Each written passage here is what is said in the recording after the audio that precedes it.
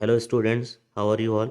आज मैं आपको 50 मोस्ट इम्पॉर्टेंट क्वेश्चन प्रोवाइड करने वाला हूँ। ये सारे 50 मोस्ट इम्पॉर्टेंट एमसीक्यूज हैं। इसको ध्यान से देखिएगा क्योंकि 32 मार्क्स के एमसीक्यूज आएंगे, आप सबको पता होगा। चलिए शुरू करते हैं बिना देरी किए। सबसे पहले नंबर पे, विच इकोनॉमिस्ट डिवाइडेड इकोनॉमिक्स इन टू ब्रांचेस। कौन से इकोनॉमिस्ट ने बोला था? इसका आंसर है ये Ragnar Frisch. Who said it? Economics is a science of wealth. किसने बोला था? एडम स्मिथ ने बोला था। Economics is a science of logic. किसने कहा था? रॉबिन्स ने। According to whom economics is a science of human welfare. ये कहा था मार्शल ने। Who gave the definition of economics related to welfare? Welfare से रिलेटेड डेफिनेशन किसने दिया था? मार्शल ने। General price level is studied in micro, macro, both A and B, none of the above. तो आंसर इसका macro. General price level जो पढ़ा जाता है वो कौन से इकोनॉमिक्स में पढ़ा जाता है? मैक्रो में। Employment theory is related to macroeconomics. Which economy has a coexistence of private and public sector? इसका आंसर है मिक्स्ड, क्योंकि सोशल इकोनॉमी में सोशलिस्ट होता है, कैपिटल वाले में कैपिटलिस्ट होता है, और दोनों प्राइवेट और पब्लिक वो किस में रहता है? मिक्स्ड इकोनॉमी में रहता है। The main objective of a social economy is maximum public welfare. ध्यान रखेंगे। In which economy decisions are taken on the basis of price mechanism? Capitalistic economy में प्राइस मैकेनिज्म पे ध्यान दिया जाता है। Who gave the cardinal concept of utility? Martial.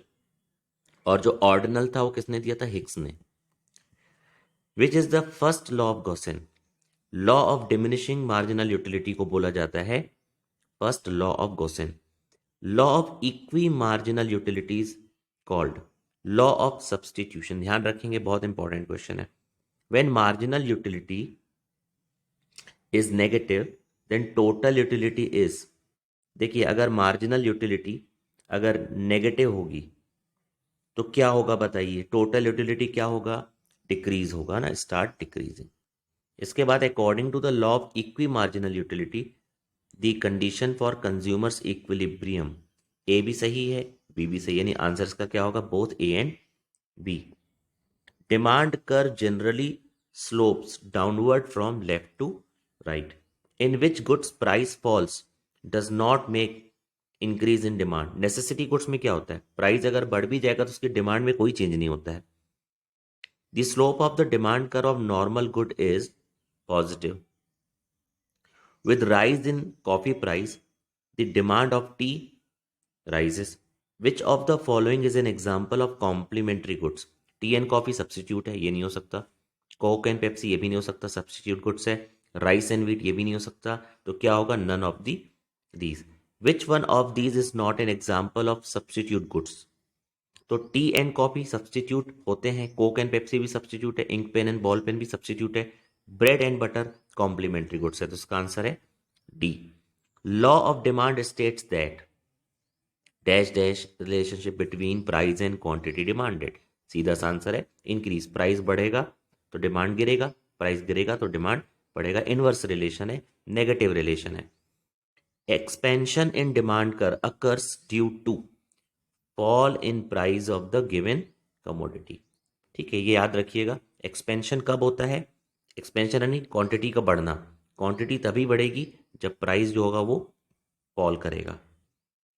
Which case supply falls at the same price? Price same है लेकिन तो भी सप्लाई गिर रही है, उसको बोलते हैं decrease in supply.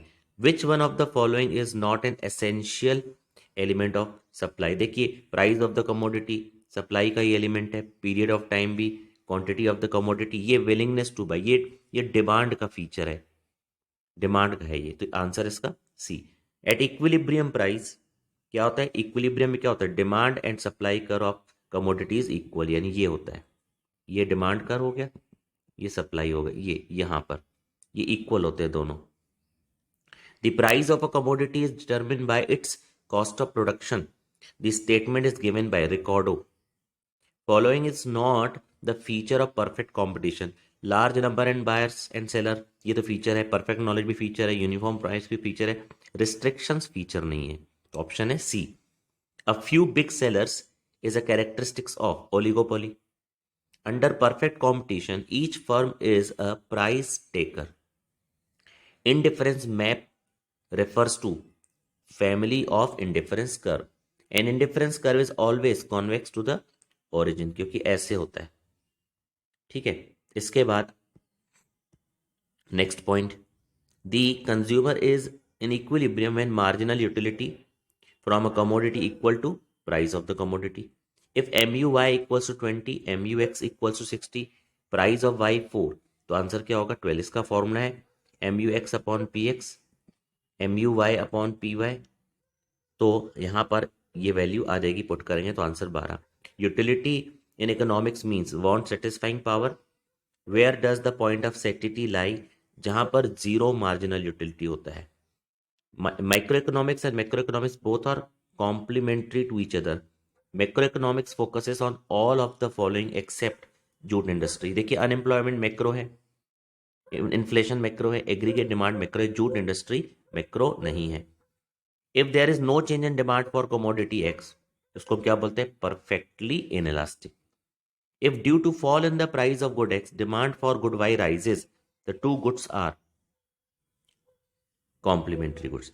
A perfect competition firm faces fix price, सही है। कांस्टेंट AR सही है, कांस्टेंट MR, तो इसका आंसर है ऑल ऑफ दी अबव।